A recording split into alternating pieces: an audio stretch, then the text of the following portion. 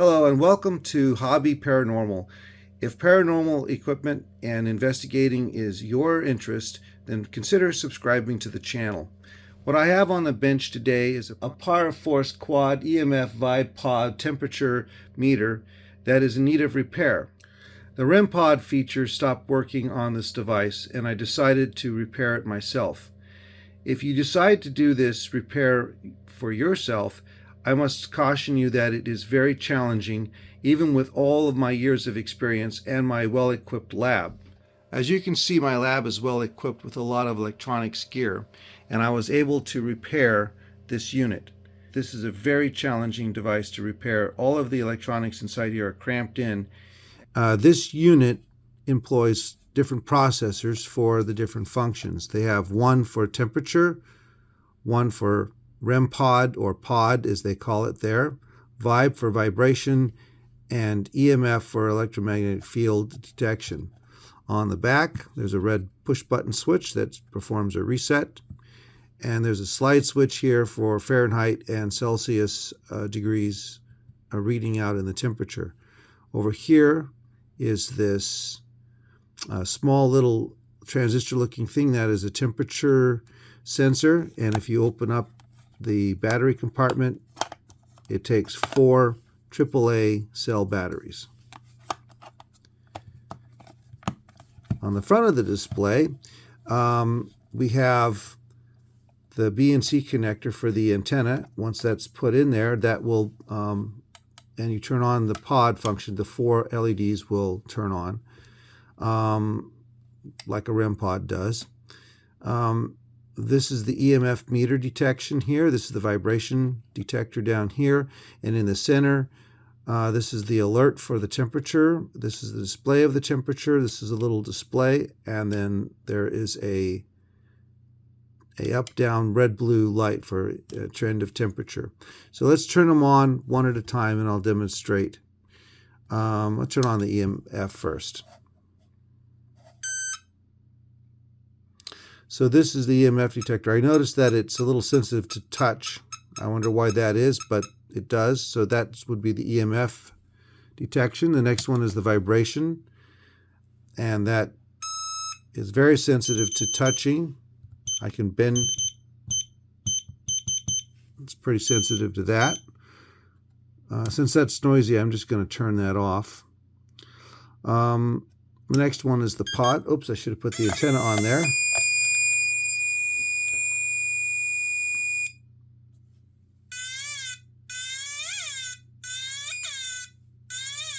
It just has that one setting. Turn that off because it's noisy. I should point out that they did a nice little job of lighting up the different functions so that you can see it in the dark. And finally, the temperature. Nice little OLED display. I think it's an OLED. It could be a... Yeah, anyway.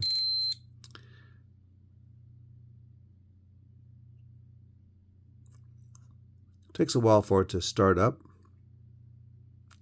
That white light is the alert. It'll get your attention if it's detecting something. The delta T is controlled with the knob in the back here.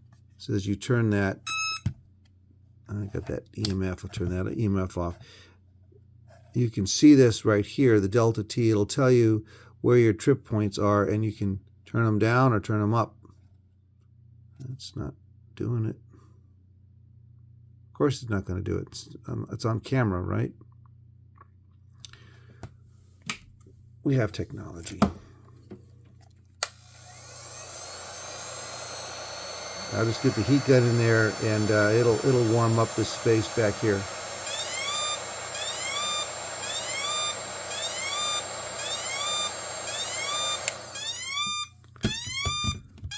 Okay,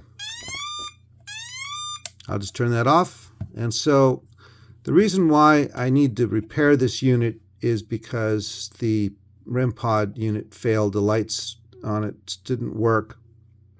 After a while, it just stopped working. And the way that you get into this box is that you have to pull out these 4 rubber feet, and behind those rubber feet are screws. You take the 4 screws off, and then you'll find the circuit boards all bunched up in there, and you'll see what I mean by that. This was very much a 2 steps forward, 1 step back kind of repair, because as you fix one thing, another thing broke, and then it was a constant series of repairs that needed to be done. But as you can see, the unit works perfectly now, and it is fully functional. But the rest of the video is to show you how I went from a broken REM pod function on my Para4ce meter to a functioning one. So I was wondering why this LED wasn't working, and apparently somebody forgot to solder it. Look at that. That part is just slipping in and out of there with no solder whatsoever. In order to gain access to this LED, I needed to desolder the this REM module that they put on there. I've had to touch up the LEDs on there. This one here is completely loose. This one here, wobbly. I'm going to touch all of the LEDs to get this thing back into operation. Okay, well, I'm going to get to it and try to work on fixing this. It's going to be really hard to get down in there to solder. Well, I tell you, that is just going to be some tricky stuff. But that's why the LED wasn't working. It was not even soldered in. So it's really difficult to see, but they have wires that come off of the REM pod board, which is this board here, and they soldered it onto this other, for lack of a better term, motherboard. I think I might have spoke too soon. I did find another cold solder joint right here, and when I tried to repair it, the wire that comes off of the REM pod module lifted up there, so I'm going to have to hold that down while I get in there with the soldering iron, and I'll try to reflow the solder right there and reattach that wire. Again, this is a very tight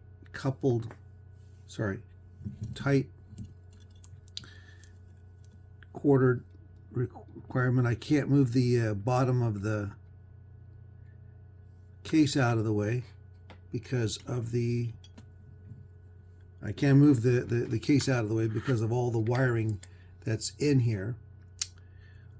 And yeah, it's not made to be easily repaired. You have to carefully work your way around all the hot glue and the way that they soldered this thing together. Once it's gone together, it's pretty difficult to work on it. But hopefully I've been able to effectively repair the loose LEDs. So I'll be powering it up for a little test before I do manage to put it all together. I'm worried about some other wiring in here. Okay, so now I have it powered up. I'm going to reach underneath here and I'm going to touch this yellow wire. That'll be the REM pod. I have the pod function turned on, and I like the nice attention to detail where they put the LEDs that shine through here and make them visible in there. That's really nice. But as you can see here, this green LED, it still has a cold solder joint underneath there. So these are, for some reason, it's just really hard to work on these boards because of the restricted access. If I were to take this thing all the way apart, I think I would have better chance of doing that. Also, I noticed that the hot glue on the battery compartment has pulled itself loose. I'll re-glue that once I get ready to put this thing back together and seal it up, put it back in service. All right, well that feels better, way better. Okay, let's turn it back on and see if we have the function of the pod. Oh, I see something. Oh yeah, the green's working. Yellow, blue. All right.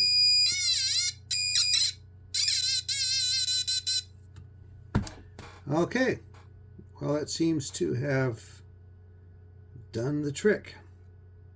Yeah, it's very difficult to get in there. Now, my problem about restoring this thing is that the way that they had this, well, shut that off. It's going to make noise while I'm talking. The problem is that this yellow wire, orange wire, the problem is this orange wire has to go through that hole right there and then find its way onto the connector here. I think what I'm going to do is solder the wire onto this and then interconnect it on the board. It's probably easier that way to put this thing back together again. Hopefully, I don't think I'll have to get in here again, but you never know. Other faults can develop, but this is the way they decided to implement the unit with 3 Arduino processors. I think you could have probably done it with 1 or 2. Probably just 1. What is this? What is all this doing? One's reading the temperature, maybe. The pod is its own separate circuit board on the back. Vibration. Where does that one go? Looks like this could be doing the vibration. And what is driving? Oh, the temperature. The temperatures, oh, I can see under the board here, the traces go from this. Okay, so temperature controls go into here and run this, and they have their temperature on there. Then this is likely to be powered up when we're doing the vibration. And this must be the EMF detector. How are they doing EMF detector? So this is what they're doing. The reason why that they had this black hot glue dab is because there's some LEDs on the board. When you turn on the LEDs, these are probably blinking and interfering with the colors of the or the backlighting of these panels with all these little bright lights blinking. So when you turn on the temperature, this nano turns on and the display turns on, and there we go. This is by JC Products, set to Fahrenheit. The Fahrenheit and the Celsius switch is a switch that's, where is it located? On the, there we go, on the back here is a little switch. And I think that's what, yeah, that's what causes that to flip. And then this right here is little transistor looking nubble that's sticking out. That is the temperature probe. So the green paint that they had on here seemed to come off when I heat gunned the, so that I don't think that was used to protect it. I think it was just used in manufacturing to indicate that this nano is programmed for this and so forth. And so instead of having 1 nano that ran the show, they or 2 nanos, they decided to use 3. This one over here is the accelerometer, and that's when you turn on the vibration thing. And then of course if I tap right there,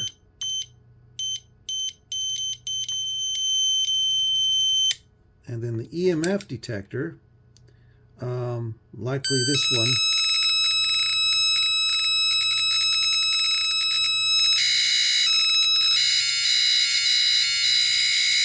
interesting. Okay. Interesting. And then if you turn them all off, it looks like these diodes are used to indicate an OR situation, so that any of the switches that are turned on, any functions turned on, turns on the lights. So, there's the inductor for the EMF. That's it right there. That's a 4700. I think that's a 4.7 millihenry inductor. 2.2K, that's probably for something. And this, oh, I get it. This is, oh, that's what they're doing. So the reason why they're, okay, the reason why they have to they have to do this is because they want individual control over the LEDs here on the display. And that's why they needed the extra Arduinos, because they didn't want to have a dedicated chip to run, to have like an I2C from serial to parallel output. That's how they could have saved it, but they would have had to put that down on there. I think that would have been a cost savings, because one of those chips would be a lot cheaper than, say, an Arduino. So I don't have any, I have a lot of solid core wire, but they use stranded wire. So I'll stick with the plan of using stranded wire. Oh, I need my other.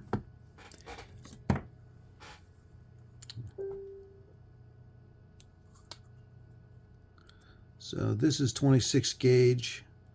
So I'm going to solder this wire onto this connector here, make it a little more serviceable if ever I need to get back in here for some reason. Okay.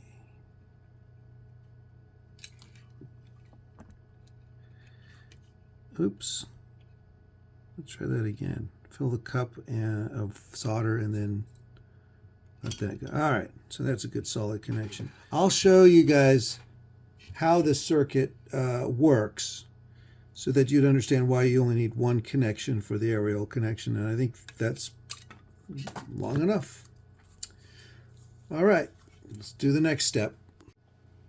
All right, this is kind of a dodgy way of doing this, but what I'm going to do is I'm going to get in there and I'm going to hit the soldering iron and I'm going to pull that yellow wire out. By pulling it out, I've now disconnected it. I'm going to take the wire and I'm going to pass it through that little hole right there. Hard to see what I'm doing. And then I'm going to get this over here and I'm going to then solder that wire instead from the top of the board. Okay, what I've done is I've put a little bit of solder on there on the hole. That's going to help make contact. I'm going to use my desoldering gun. It's got a hollow tip on the end of it, and I'm going to try to reach in there and I'm going to try to suck that out so that I can have a clean hole.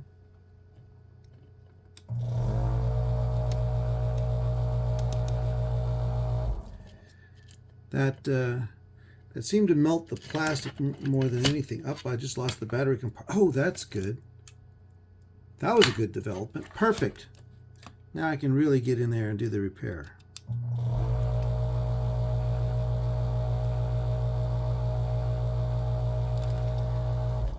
Well, there's something wrong with my desoldering. It might be clogged. Okay, well, try that again.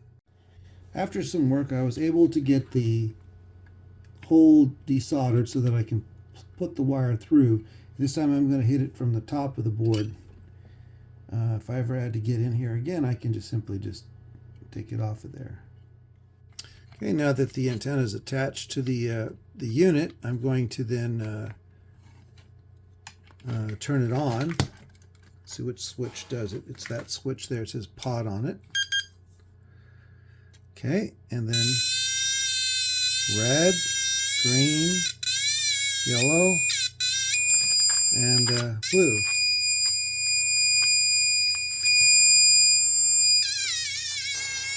All right, that seems to make it work. A note about serviceability: even if you're going to hard solder the wires in for reliability and for being out in the field, but you do want to put your wiring in such a way that you can open up to service things a little better. These are made to exact tolerances. I even noticed that over here they had blobbed some hot glue over here to keep that down.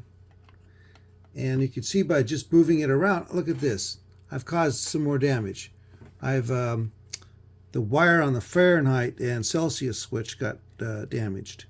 So I need to reattach that.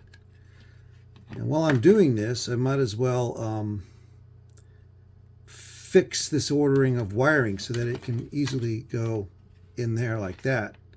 Because this one here reaches around the switch, and this is putting strain on the switch wire the Fahrenheit Celsius switch wire, and that's why this broke, is because this was putting pressure on that. This is the temperature sensor here.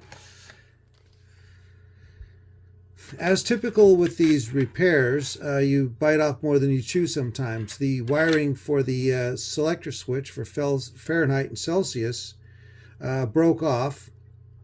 I need to reattach it. I broke off the hot glue on this, and I am going to put it back. Now, I noticed that they bent the tab up a little bit right there to accommodate the slope of the box here, so that was required to do that. The wiring is way too short to make anything serviceable. I'm already concerned that I'm going to break these wires off. I don't want to have to take off the REM Pod board that I just got through soldering back in place. So I'm thinking about taking these wires and giving myself a little more extension. These look about like a 24 stranded pair of wiring. I've got something similar, I think. And what I'm just going to do is I'm going to solder the wires to the switch, and then I'm going to put them back in, and then I'm going to do the same treatment of hot glue and put it back together. Okay, so I have some of this ribbon wire. I'll just take a few strands of it out of here, and what I'll do is I'll strip these ends off, and I will solder them to the switch, and then what I'll do is I will strip and splice these over, and I'll cover them with some heat shrink tubing, and that'll give me the extra room that I need. Okay, so first thing I'll do is I'll strip these off of here. I'll need a stripper that can do that. Let's see here. Yeah, okay. So they're 26, so strip off a little 26.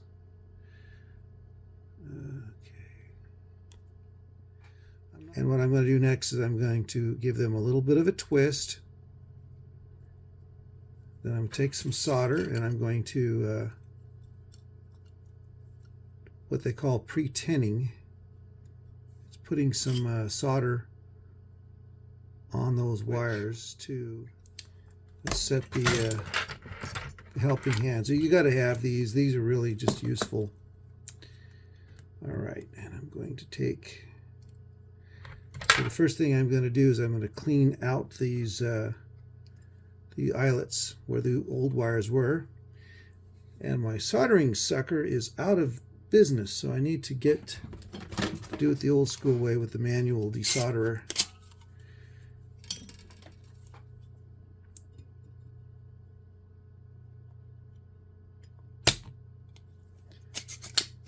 All right, then do the next one here.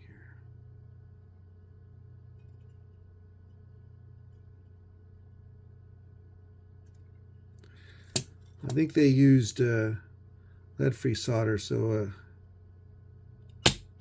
there we go. All right. Cleaned off of there. Now it's ready to get soldered onto. And I'm just going to use, I think I could just hold on to that. Let's just try it. Slide that in there.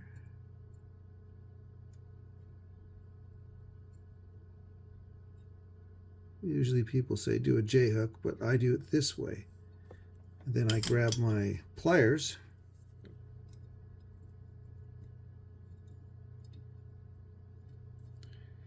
Then I'll just hit that again. The wire is so thin, it's really hard to imagine just how thin that wire is. Maybe I can try it this way. You know what? That worked a lot better. Let's form it with my hand, hold it together. And I got enough solder left there to reflow what's left there.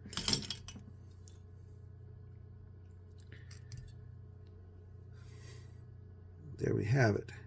And that's the same direction that they have it. So when you slide it that way, it closes the contact. And when you slow it that way, it opens the contact. So the center one I really don't like the fact that that's just flapping out. I'm going to put some heat shrink tubing on that, give that a better soldering job.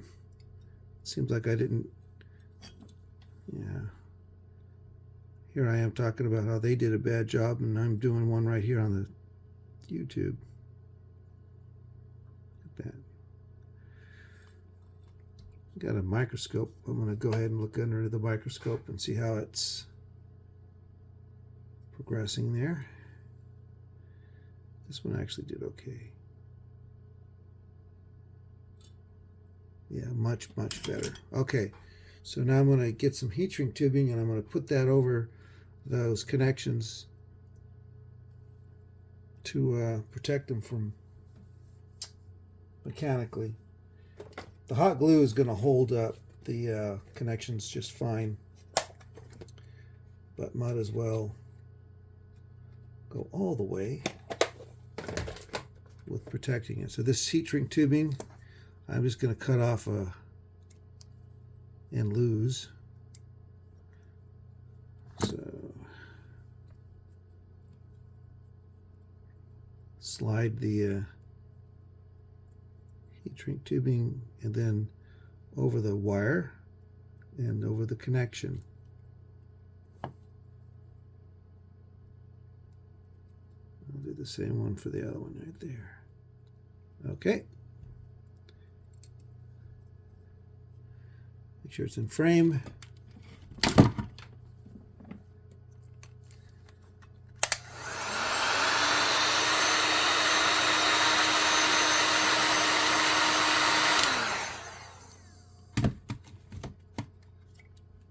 There we go. Now it's ready to be reinstalled back into the case with the hot glue.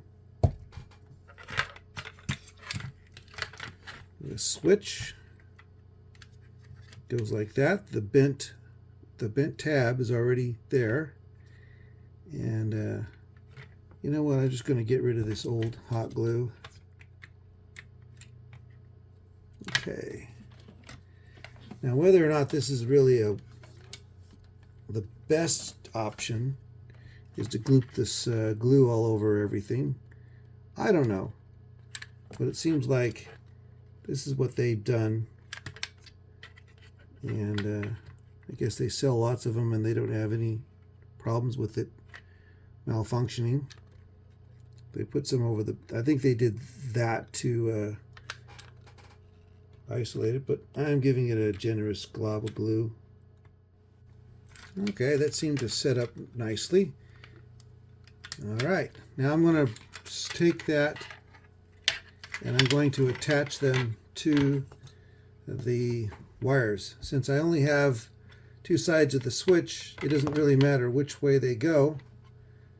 I'm glad that it makes my life easier to attach these two green wires to these two gray wires. It doesn't matter the polarity, because all they care about is if the switch is closed, it's one selection, and if the switch is open, it's the other selection. Okay, so I'm going to put these together, and then I want to do another piece of heat shrink tubing to tie them together, and then I need two little pieces for that. So let me get all that arranged. I'll get my little wire kit, and for the wires, I guess I'll use these. Doesn't matter what color. Well, I can use green. Green would look good. Green's kind of what the color they got going there. And then for the there we go. Oh, look at that. I got a little piece right there like that. That's what I'll use to be the wire tie. Now, it may seem obvious, but you have to slide them on before you make your connections. The reason why I say that is because I always forget, and then I have to undo all my work, and I don't want to do that. So you got to keep all little strands out of the way. There we go. Now, before it changes its mind, hit it with some solder.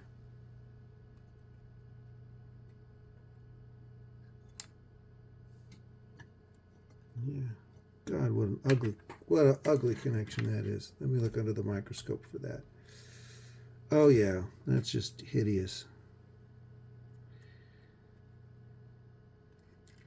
But you don't want to do too much. Once you get this, you don't want to do too much of the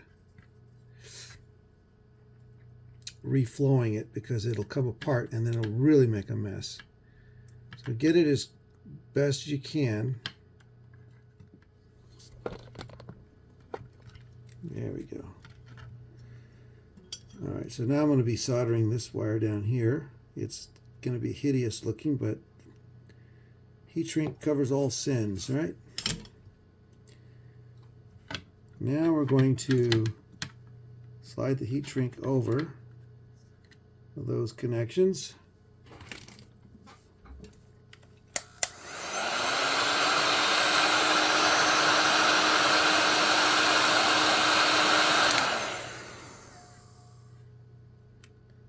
And now I'm going to use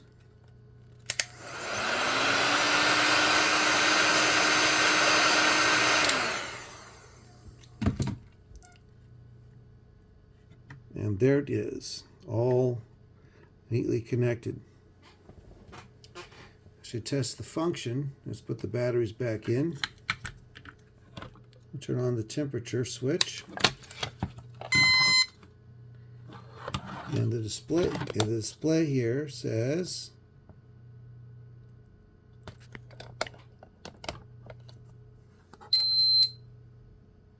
so. Let me flip the switch in the other direction.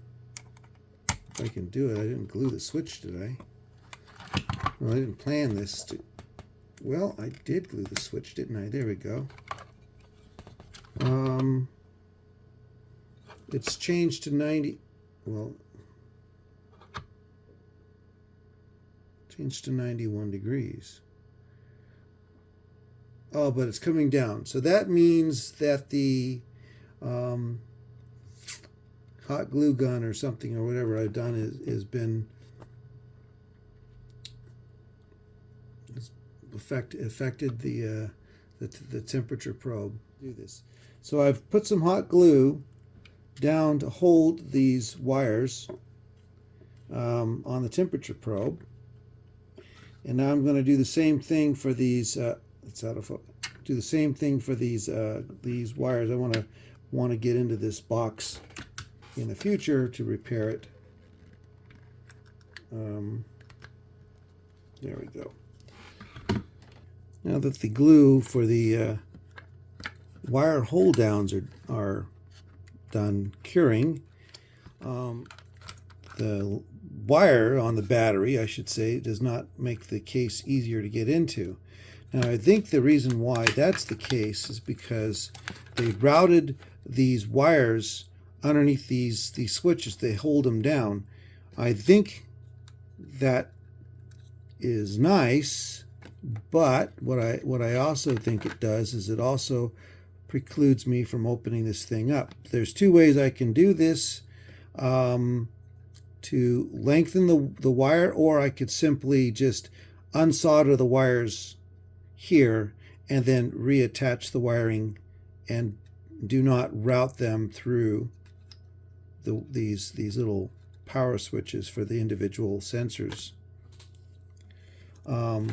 I can see why they did it. It's really neat, but really interferes with the ability to service this thing once you've done that. Restrictive in my ability to affect the repair, so I'm going to need to find a way to do it. Let's see how bad it is to desolder those switches, because I kind of like the way that they did that battery connection. And maybe I should just a little bit of precaution and just take the batteries out of this thing. How bad is it to desolder this thing here?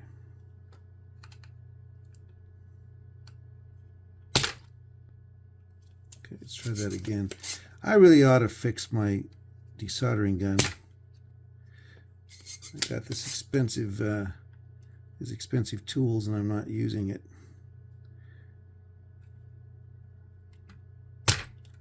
That one came off pretty easily. Okay, let's see here if I can bend these up and liberate that wire. Okay, yeah, that's. How did they put that on there? Did they J-hook that on there? What did they do? Okay, good. I can just heat that up and pull it straight up.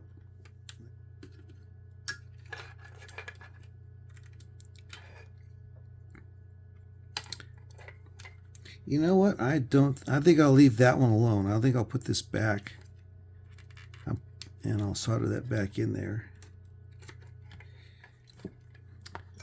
Now this gives me a little more play. Let's see, is that enough though? Wants to be like that. That wants to be like this. So yeah.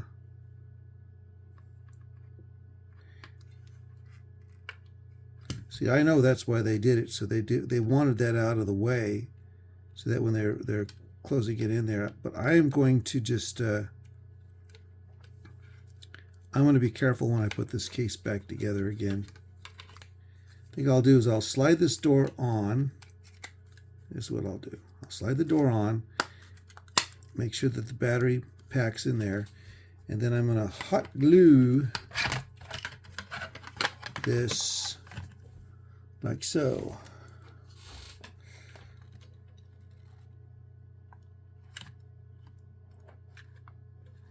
And careful not to put the glue on the little moving parts, or else I'll never get the door open there.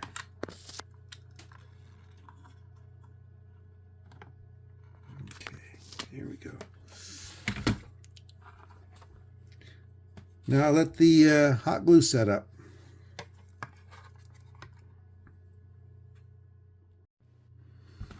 Okay, so now I've got the case ready to go back together again. I've hot glued the battery pack in, and now I can try to put this thing back together. It goes that way. Before I put the screws in there, I should probably test it out to make sure it works. EMF. So I'll turn on the EMF first. That looks good. Okay, let's turn on the vibration system.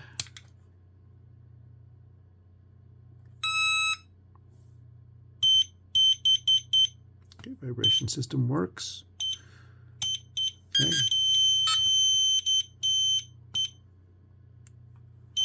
What was that one? We'll turn that off because it's going to make a lot of noise. That's pod. REM pod doesn't seem to work. Did I break it? It's normally it makes noises as it turns on, so REM pod's not working. Let's try the temperature. Fahrenheit. Very good. So the switches worked. My repair on the switches worked. All right. So the REM pod's not working. All right. Well, the lights come on, but the so I'm doing a microscopic inspection of all the solder joints. Getting right in on the. This is the REM module. I'll be checking the voltages. I do hear a sound when I turn it on. When I turn on the pod,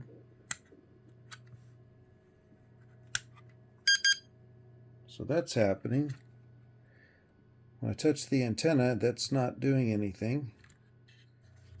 I'm allowed to take it apart again, and I noticed that this circuit board, the REM pod circuit board, it's very loose in this on this side right here. It's slipping up and down. But the REM pod, I checked the power supply. This has got 3.3 volts. This must be a 3.3 volt power regulator. 5 volts is going in, and the PIC has got power. So maybe the PIC got damaged, but if the pick got damaged, then how do you explain when I turn it on, I get a beep beep? So the pick must be working. Maybe the 555 has stopped working. I am working on a static bench. This bench is grounded, and I don't think it's static electricity, so I'm not really sure what could have damaged it. But I'm thinking I'm going to get this board off of here so that I can inspect it to see if there's anything that may have explained it. When I hot glued it back down, maybe I bent it and another wire broke. These wires are very fragile. They break easily. It could be a number of things, but the rest of the unit is functioning. The REM pod is not functioning, so I'm going to get that next. I'll set it up. Okay, let's try to desolder this off of there. I'll make sure I get in frame. Sorry about that. Oh, it's hard to see the camera and then work at the same time. Heat it up. Hit the suction button. That looks like it did its job. And then right there.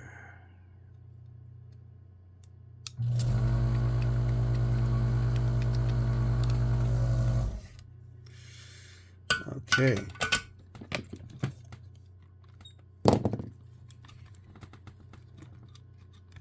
There we go. Now the REM module unit thingy is up.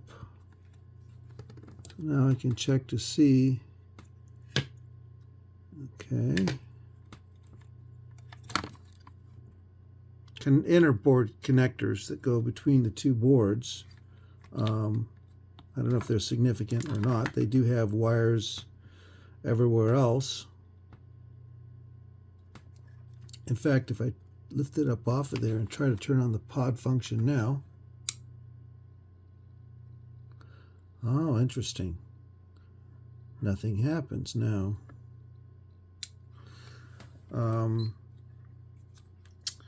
This appears to be where that connects into the board, and it connects onto this major trace. So I think this could be a ground or something. So this could be why this unit stopped working, but this came completely clean out of there. I had nothing to do with this on this circuit board. So this was another cold solder joint. There's a lot of cold solder joints on here, and that can cause a lot of failures on the board. And wait a minute, oh, darn it. Don't tell me. Oh, okay, get to fix that next. Okay. So this is what I see on the circuit board. I'll bring you up onto the microscope. Right there, where my pointer is pointing to, is a clear cold solder joint. The solder flowed around the pin, but did not wet or connect to the connector. That's why it pulled out. It just basically was like acting like a socket, and it pulled out. I don't know how they did this. Well, it's a lot easier when you're building it up than right now when you're. So what I'm gonna do is I'm gonna reflow the solder. It was some bit of a struggle, but I was able to get these pins pushed through the board. I want to level the board out, and I'm going to resolder the pin connections. I'm worrying about the long-term. The fact that it was just working just a second ago. It seemed to have power, and everything seems to come up, but doesn't seem to go.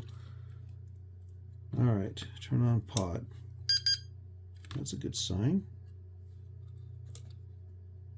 But no beepy. Reset switch works.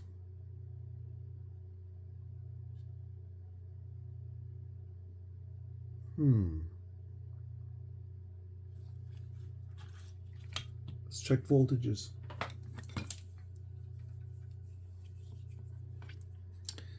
Okay, pin 1 is ground, pin 8 is measuring 3.3 volts. On the pick, I think it's the other way around. I think 1 doesn't matter. 3.2, 3.3 volts. Okay, that's working. Okay, so then if that's ground, wake up my scope. 5 volts scale. So I'm going to put this on the scope over here. There's the scope, and I'm going to measure the function. Now on pin 3 of the is the output to the and I should see a square wave. I do. I see a good square wave. Okay. Okay, well that is doing the REM function. So when I touch the wire, that's causing the pulse to change. So that, oops, I fell off the probe there. All right, so that's the way that's supposed to work. Okay, that's working great.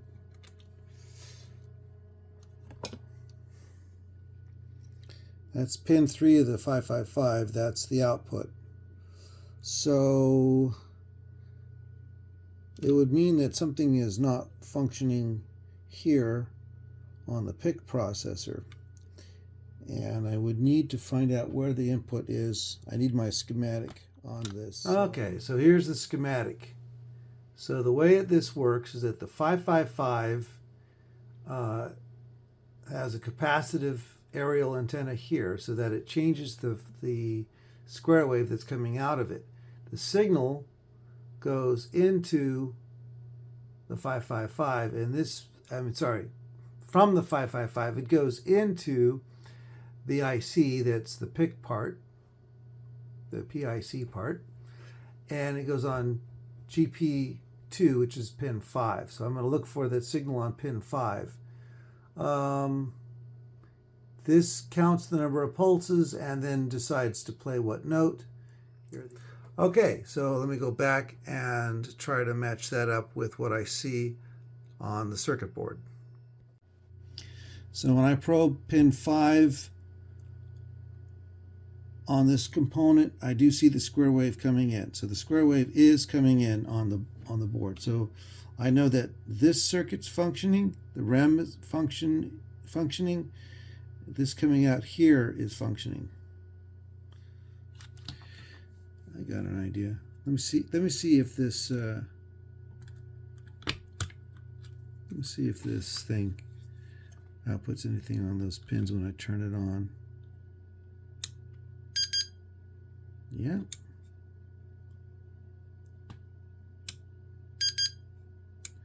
Yep.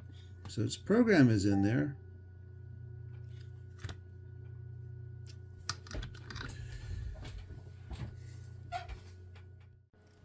So what I ended up doing is replacing the power wire because, well, it just got so bad in attempts of repairs. But this did not fix the problem. We still have an operational fail, or we got a malfunction. The red LED is turned on, and again, I'm just going to leave these LEDs in the way, and then I'll put them back when I'm putting the case back together. But there's no REM function. Still, that stopped working. We have power on the board. What else could be going wrong? Could I have a short on these LEDs? That's what happened last time. There was a short in the LEDs. So I will do by inspection. I want to go and look at the LED right there.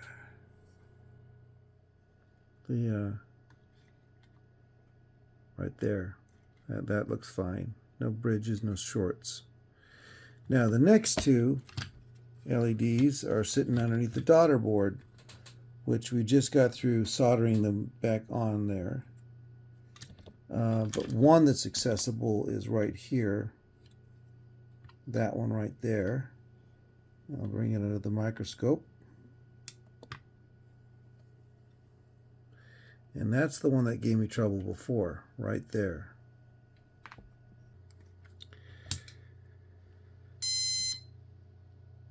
As you can see, those are not really good.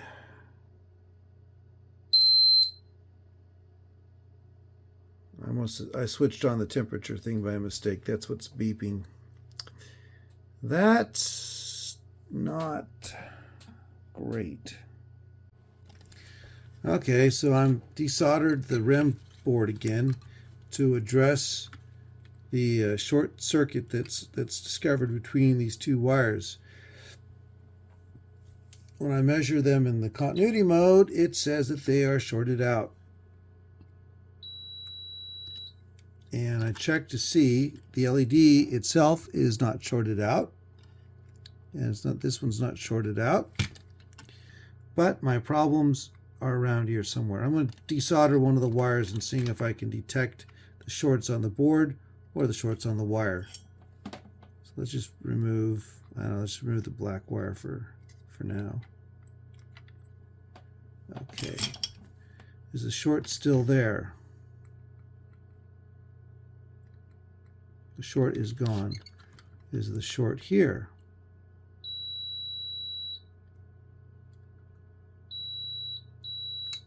Yes. There's something funny about what's going on up here. I am noticing something here, though, that all of these wires seem to be melted. Now, it's possible that when I hit the glue, that I inadvertently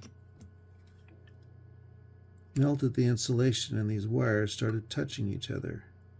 Oh, wait a minute. That insulation's exposed. Look at that. It's all glued together. Is that what's causing the problem? All right, now I got these wires separated. There's no way now that those wires are going to short out unless it's the board's really screwed up. Oh. Oh, look at that.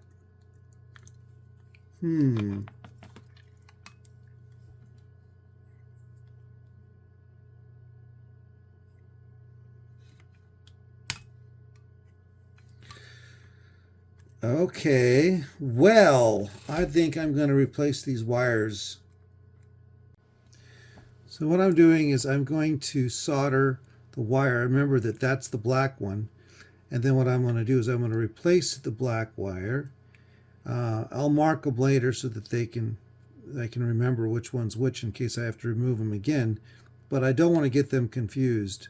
So I'm going to replace the black wire first. Again, twist the ends of the wire. Put a little solder on the end of it. And then I'm going to go back into that hole that they had made for that wire. And hit it with some solder. Hold the solder. If you have to let the solder cool off. I reflowed it. Otherwise, a cold solder joint could form. That looks like a reasonably and neat job. Okay, so I'm going to do that to the other wires.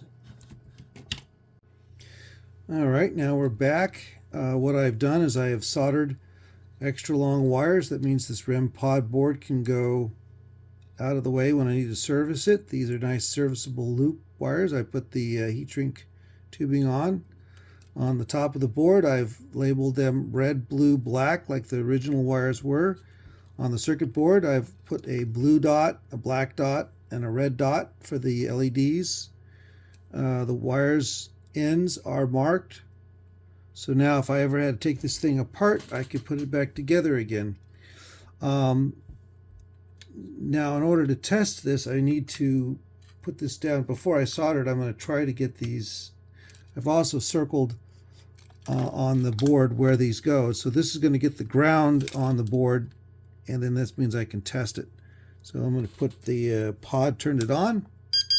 That sounded good.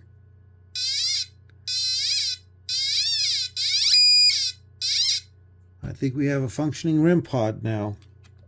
Finally. It's quite the adventure getting this all put back together again, but I have done that. I'm going to start off by bending this board down, and they had a glob of hot glue right here, so I'm going to do the same thing. I'm going to take my hot glue gun and I'm going to deposit a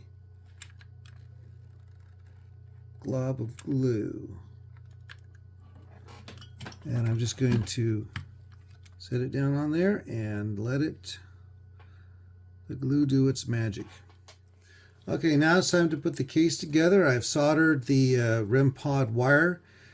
All the working on this has caused these LEDs that are for the REM pod and everything to get bent over. That's unfortunate, but if I keep bending them back and forth and straightening them out, eventually I think I would have broke them.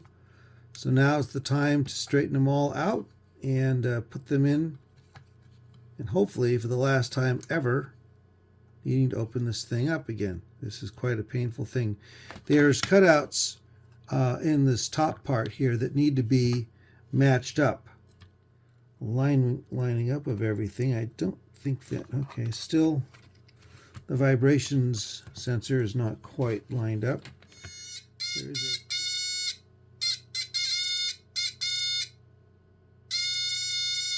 the green doesn't seem to light up.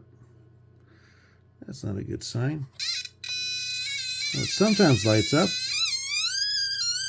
Lighting up now.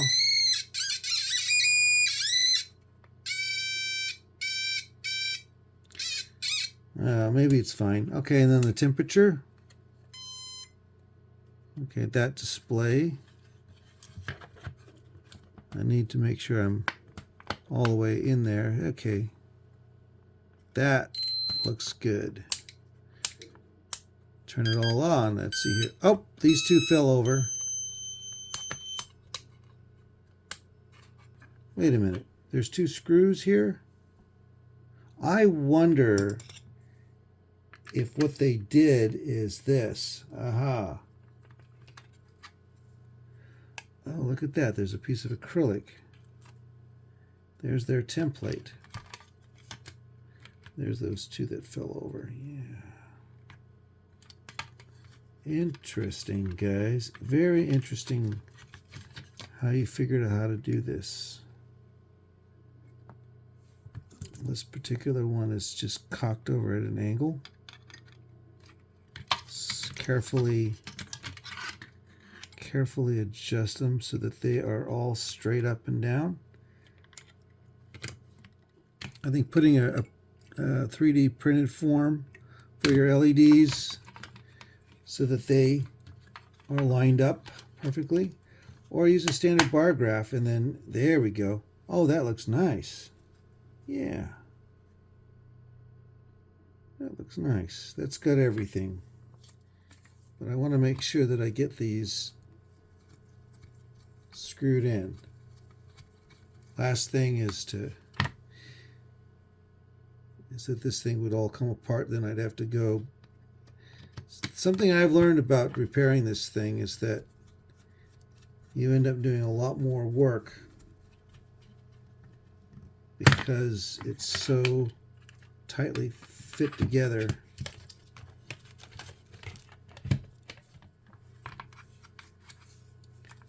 Let's put this nice little thing over there. Yeah, that dresses it right up. I'm going to get some cleaner. I'm going to clean that display there. So, get a little bit of eyeglass cleaner for.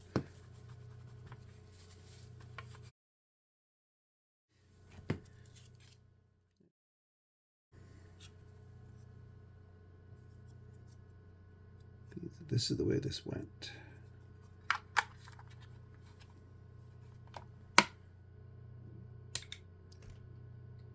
Vibrations.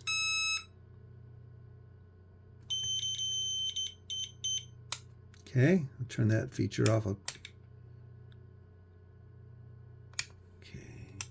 REM Pod.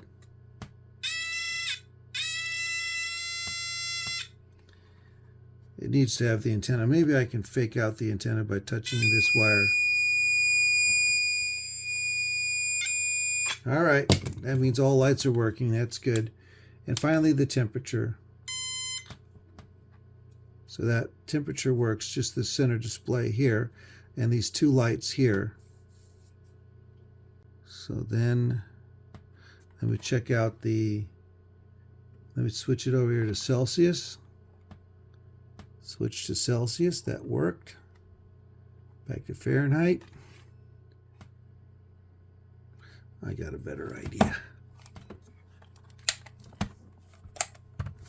I'll use my heat gun and carefully at a distance. On low.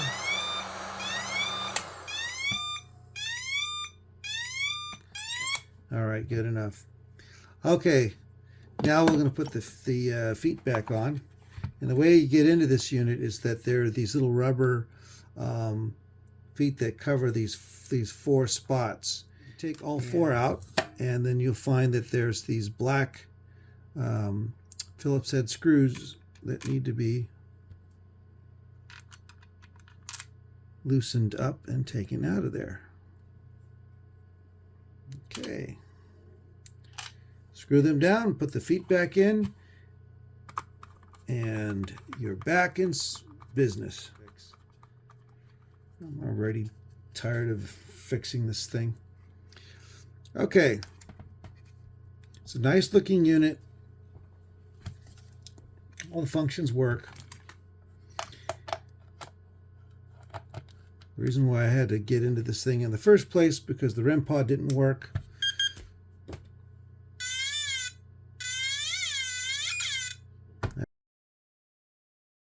Well, thanks for watching that long marathon repair session. Not all videos will be this long because repairs usually take a longer time. There will be informative and educational videos as well. I'm currently developing new paranormal equipment and will be using them and testing them, probably in an investigation or two, in upcoming episodes. If this is an interest of yours, please like and subscribe to the channel. It shows me that you like this content and want to see more of it. Thanks for watching.